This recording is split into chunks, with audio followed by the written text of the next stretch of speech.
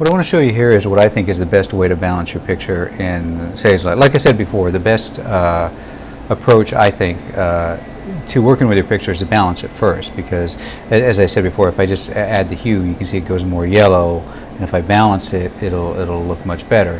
As I showed in the video with the auto level color window, it's not necessary to have seen that video to see this video. I've discussed before the best approach is to try this and then select the best option and then go ahead and continue with your image. That's still a pretty good way to do it. There's another way to do it even better with your image, and what you do is you click this button right here. It's the auto balance, and what it will do is you have three options, and you can see already that it goes a little bit further. It's much more aggressive. It's hit or miss, basically. Like a lot of times it'll turn your picture blue or green or whatever, and so if it does, just dismiss it and use the auto level. But on a lot of occasions, what will happen is it'll make your picture look great, and then you can go into the auto levels and auto color, and it'll either even further enhance your image, or it won't. In this particular case, it hasn't really made it any better. Well, maybe just a tiny bit. And then you can again use the controls here, but as you can see, and then if I use the undo brush to just undo the blue that it added on the blanket, as you can see, this is a very, very quick way to really make a change in your image. So here's another example. Definitely going towards the cyan and the green, definitely could use some color.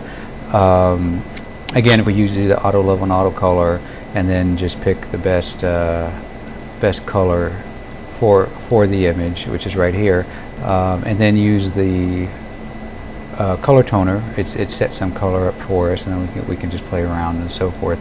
So that's pretty decent. That's a pretty good change there. If we go back to the original and then we click the Pro, I call it the Pro color balance. It uses a lot different quite a few different techniques here. Like I said, it's much more aggressive. You can see that it pretty much does even more than I was able to do with the controls. Like I said, it's hit or miss. In a lot of pictures it won't work. I think about maybe 50, 60, 70% of the pictures it will help. But you can see that the difference here is much greater. And so it's definitely a good thing to try. So as an additive to the process, I would recommend that, when you come in with your picture, you just click this first, and if it doesn't make it, click these 3 times to get the best image. If it doesn't make your picture look any better, just dismiss it, and then when you come back in, then try the auto level color balance, and you can see it made this a little bit warmer, which is nice, depending on what you want.